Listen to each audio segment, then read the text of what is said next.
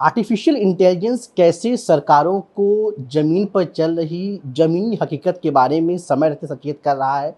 इसकी आपको अगर बानगी देखनी हो तो जहाँ मैं मौजूद हूँ, वहाँ पे सबसे बेहतर तरीके से इसकी बानगी देखने को मिलती है। दरअसल जहाँ मैं मौजूद हूँ ये है national centre for disease control, जिसको आम भाषा में बोलें तो राष्ट्रीय रोग नियंत्रण केंद्र। और यहाँ पे आप देखेंगे तमाम ऐसी डिस्प्ले स्क्रीन लगी हुई है जहाँ पे एआई के ज़रिए तमाम जो आउटब्रेक्स होते हैं, तमाम जो डिसीज़ होती हैं, उसको यहाँ से पता किया जाता है। उसके बाद जो है यहाँ से अलर्ट के ज़रिए तमाम जगहों पे उसको कैसी तैयारी होनी है, कैसे उसको लेकर क्या-क्या इलाज होना चाहिए, उसके बारे में तमाम चीज़ें यहाँ से बताई जाती हैं। अगर इसको सरल भाषा में कहें तो एक प्रकार का ये सरकार का एआई वॉर रूम है। और इस पर ज़्यादा विस्तार से बातचीत करने के लिए हमारे साथ डॉक्टर हिमांशु चौहान हैं, जो यहाँ के एडिशनल डायरेक्टर हैं। सर बहुत-बहुत धन्यवाद।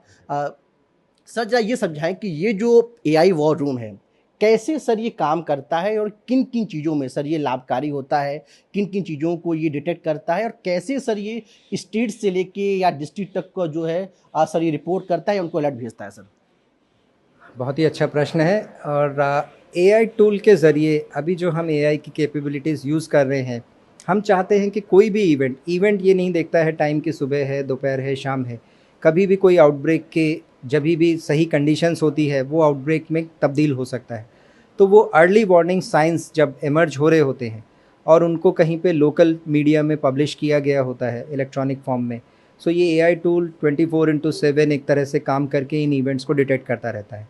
वो इवेंट्स को डिटेक्ट करके हमारी टीम जो media scanning and verification team है, उनके सामने वो उन इवेंट्स को अगले दिन लिस्ट कर देता है मॉर्निंग में, या कहिए जभी भी देखना चाहें। सो उन इवेंट्स को फिर एक-एक करके देखा जाता है कि क्या ये इवेंट, जैसा कि जो स्क्रीन पे अभी डिस्प्ले हो रहा है, हाँ। इसमें लिखा हुआ है 50 villages fall sick due to contaminated water कहीं पे। तो उस इवेंट को हमने सेलेक्ट किया कि हाँ, ये इवेंट हो सकता है एक पोटेंशियल अर्ली वार्निंग साइन हो किसी आउटब्रेक का। तो उस इवेंट को फिर हमने उसको पब्लिश किया। पब्लिश करने का मतलब होता है कि वो उसी वक्त रियल टाइम में वो स्टेट और डिस्ट्रिक्ट कंसर्न को, उन डिस्ट्रिक्ट सर्वेलेंस यूनिट जो कंसर्न है, उसको इमीडिएटली वो फ्लैश हुआ है। अच्छा। और उसके पास फ्लैश होते ही उसके डैशबोर्ड पे उसका टाइमलाइन एक तरह से शुरू हो जाता है कि उसको अगले 24 घंटे के अंदर इसको वेरीफाई करना है। यदि ये न्यूज़ सही है, यदि ऐसा वहाँ पे हो रहा है, तो उसको जो पब्लिक हेल्थ एक्शन लेना है इसको कंटेन करने के लिए, वो इमीडिएटली इनिशिएट कर देगा।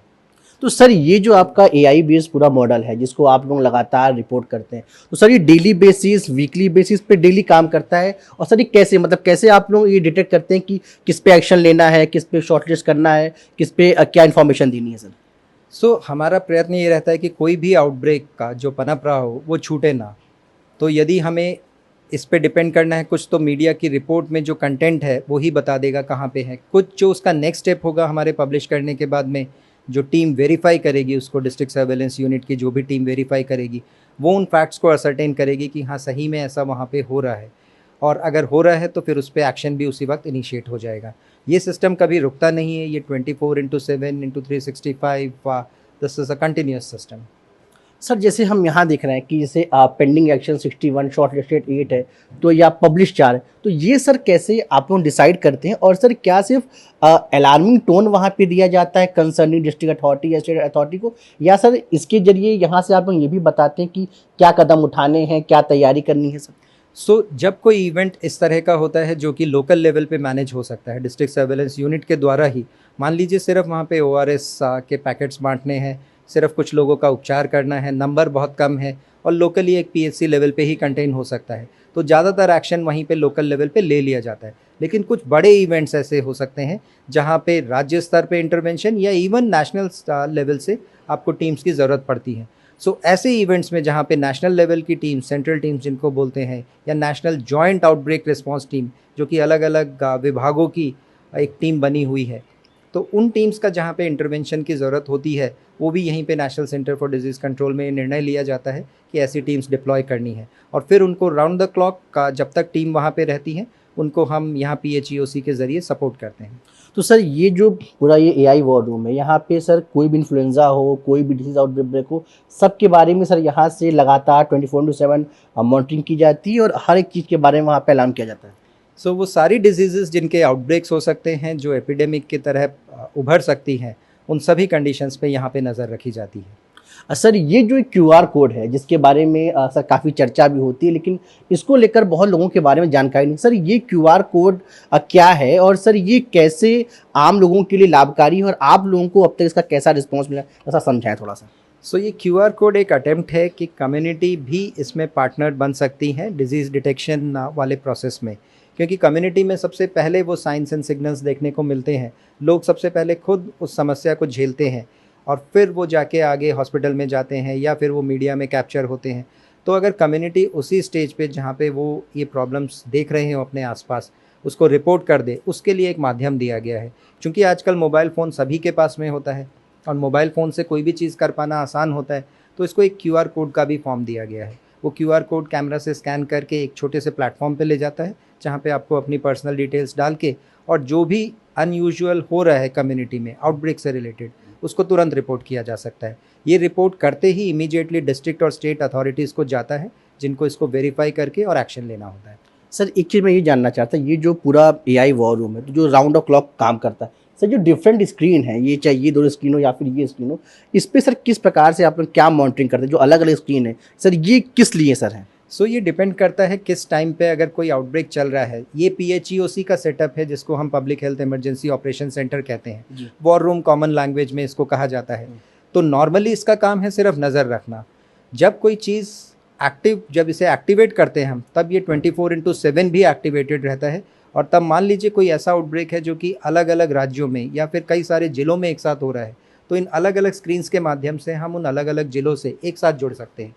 आइडिया ये है कि एक जो बिगर पिक्चर है कि हो क्या रहा है वहाँ पे, उसकी एक पूरी पिक्चर दिखाई दे डिसीजन मेकर्स को और NCDC की लीडरशिप को।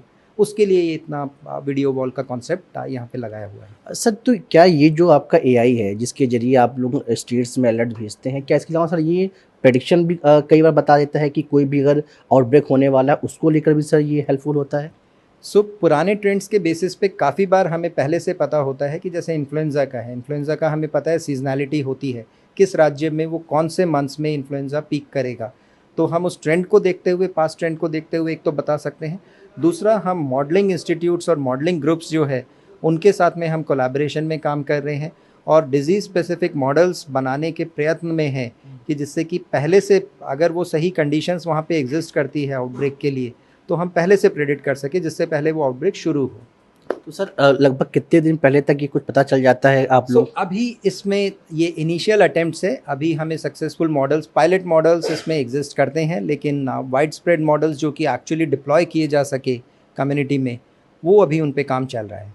शुक्रिया। ये थे डॉक्टर हिमांशु चौहान, जिन्होंने विस्तार से हमको समझाया कि ये जो पूरा ये एआई वॉर रूम है, इसमें कैसे डिसीज़ के आउटब्रेक को लेकर तमाम काम किए जाते हैं, कैसे डिसीज़ के बारे में पहले अलर्ट किया जाता है और तमाम जो एडवाइजरी भेजी जाती हैं वो यहाँ से ही मॉनिटर करने के बाद सरकार विभिन्न राज्यों को और जिलों को भेजती है ताकि उस बीमारी से बचा जा सके और उसके लिए जो महत्वपूर्ण कदम है उसको उठाया जा सके। नई दिल्ली से NTV इंडिया के लिए पल्लव मिश्रा।